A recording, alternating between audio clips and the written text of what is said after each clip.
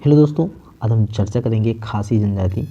ठीक है, खासी जनजाति के बारे में हम समझेंगे और ये इसका निवास स्थान क्या है, इनका समाज कैसा है, ये खाते पीते क्या है, इनका धर्म क्या है, इनकी भाषा क्या है, इनके डांस क्या है, हम इस सारी चीज़ का चर्चा करेंगे। ठीक है, खासी जनजाति आप जैसे कि नाम से ही आप समझ सकते हैं कि खासी जनजाति का निवास स्थान मेघालय है। कहाँ पर है? मेघालय। तो मेघालय के दरअसल ये किस पहाड़ी पर आते हैं? ये रहते हैं खासी और जयंतिया के पहाड़ियों पर निवास करते हैं।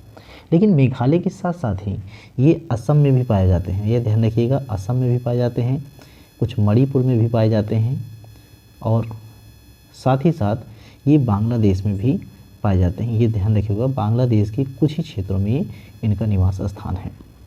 ठीक, ये खासी जनजाति कहाँ पाया जाता है? मुख्य रूप से मेघालय पाया जाता है, उसके बाद थोड़े बहुत असम पाए जाते हैं, मणिपुर पाए जाते हैं और बांग्लादेश पाए जाते हैं।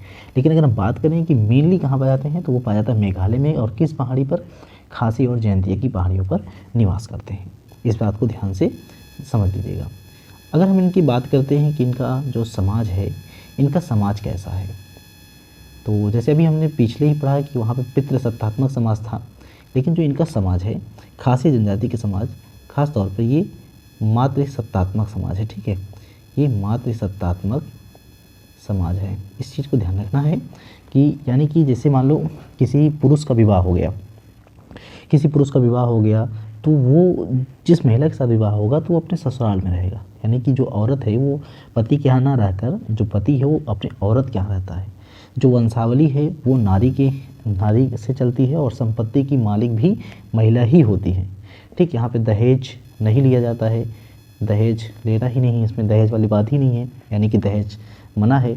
और संयुक्त परिवार की जो संरक्षिका है वो कनिष्ठ पुत्री होती है, यानी कि जो सबसे छोटी पुत्री होती है वो संयुक्त परिवार की संरक्षिका होती है। ठीक है, संरक्षक होती है, कौन? सबसे छोटी बेटी होती है।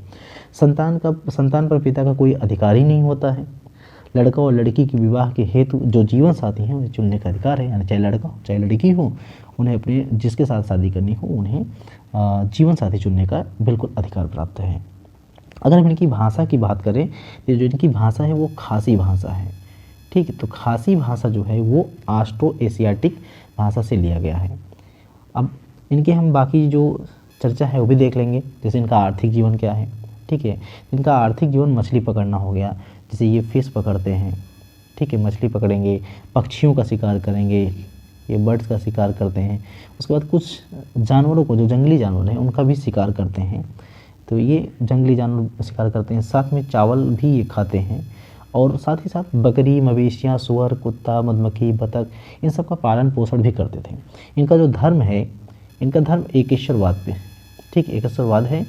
और ज़्यादातर तो इनका धर्म ईसाई से संबंधित है, उसके बाद हिंदू से संबंधित है।